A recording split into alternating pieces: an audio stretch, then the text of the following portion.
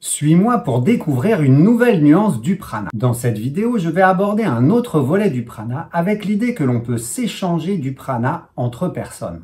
Il peut même arriver qu'on le perde ou qu'on nous le vole. Dans une vidéo précédente, j'ai défini les différentes catégories du prana. Je vais d'ailleurs en reprendre quelques-unes ici. Tout d'abord, il est important de savoir de quel prana on parle. Je parle souvent de prana terrestre. Pour faire simple, il existe sous deux formes. C'est la somme des 5 éléments de la tradition indienne qui ont pris la forme de ton corps physique.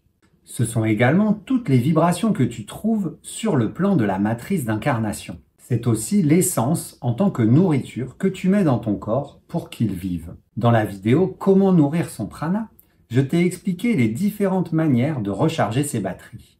Ce que j'ai oublié de te dire, c'est que le prana est porteur de la conscience. C'est-à-dire que le prana va où l'on porte son regard. Donc, si tu fais une action avec intention et attention, celle-ci sera nettement plus nourrissante que si tu le fais inconsciemment. Par exemple, une des manières de se recharger est de prendre un bain de soleil pour capter le prana non organisé de l'élément feu qui va venir te réchauffer et nourrir ton prana. Donc, si tu le fais même que quelques minutes en conscience, tu seras plus efficace pour recharger tes batteries.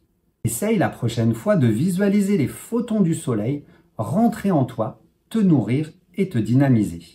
Parlons maintenant de l'échange ou du don de prana. Si tu prends ton enfant dans tes bras en étant présente à son prana et au tien, tu seras plus sensible à ses fréquences et aux tiennes.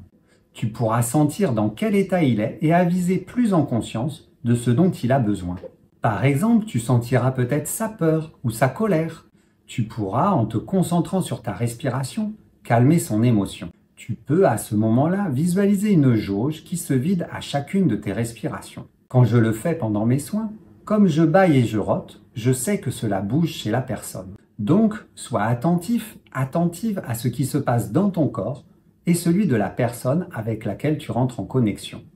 Certains signes sont peut-être des clins d'œil que cela bouge.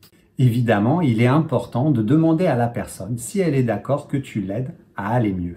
C'est pareil dans l'autre sens. Si tu le fais avec un ou une amie, tu peux voir l'énergie, ton prana terrestre, partir chez l'autre pour le recharger ou au contraire pour qu'il t'allège d'un poids.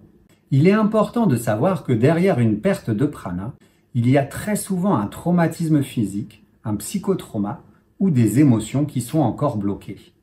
Donc, interroge-toi sur ton symptôme, ta douleur et ton vécu en fonction de ce que tu vis. Par exemple, il faut savoir que lors d'un accident de voiture, le corps est très fortement secoué. Cela va créer de gros blocages dans celui-ci. La circulation de ton prana terrestre sera alors mauvaise. Il existe plein de thérapies qui peuvent t'aider à faire le tri dans tous tes traumas. Dans mon prochain module que je vais appeler les règles du jeu de la vie sur Terre, je détaillerai tout cela. Quelle thérapie pour quel trauma pour retrouver tes pleins potentiels? Parlons maintenant d'un sujet à la mode concernant les PN, les pervers narcissiques. Ils sont les spécialistes du vol de prana ou bien de la pollution avec le leur. En effet, les PN n'ont pas appris la gestion de leur prana, alors ils se servent chez les autres. Ils sont également experts pour se débarrasser de leur prana négatif autour d'eux. Tout cela ressemble fort à du parasitisme. Je vais te donner quelques astuces quand tu as affaire à ce type de relation. Déjà, le plus important, c'est de t'en rendre compte. Puis, lorsque tu es en interaction avec eux, tu peux faire un pas en arrière pour mettre de l'espace entre eux et toi. Tu peux également visualiser une bulle de protection qui renvoie le prana négatif de l'autre. Tu peux aussi te centrer et t'ancrer à la terre ou visualiser l'élément feu qui vient te nettoyer de leur prana négatif. Tu peux encore te connecter à des vibrations bienveillantes autour de toi pour te protéger. Enfin, il sera aussi intéressant de comprendre pourquoi tes énergies, ton prana, les a attirés sur ton chemin.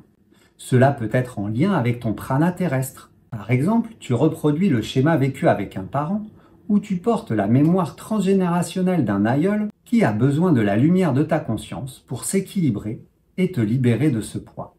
Cela peut également être en lien avec ton prana divin.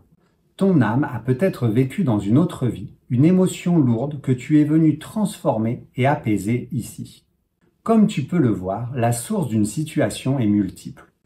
Tout ce processus demande donc de la patience et de la persévérance. 2 derniers points. La méditation est très importante sur le chemin de la guérison, car elle permet de mettre de l'espace entre toi et la situation que tu vis.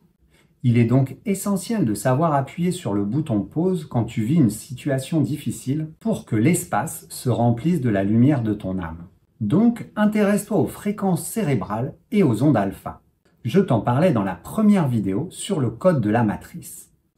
Enfin, dernier point de réflexion que j'affectionne, c'est l'idée que l'on se connecte à une personne de 4 manières différentes. De corps à corps, de mental à mental, de cœur à cœur et d'âme à âme. En fonction de chacune de ces manières, il n'y a pas le même échange de prana. Donc, amène de la conscience dans tes relations pour mieux comprendre le type d'échange que tu vis. J'espère que tu y vois plus clair grâce aux 9 vidéos sur le thème du prana. Si tu as une question, que tu veux plus de précision sur un sujet, laisse-moi en commentaire ta demande. Je suis également thérapeute manuel et je pratique aussi à distance les soins de Theta Healing. Contacte-moi si tu veux que je t'aide à éclaircir certaines situations dans ta vie. Je te souhaite une belle journée et n'oublie pas de bien t'amuser avec tous tes pranas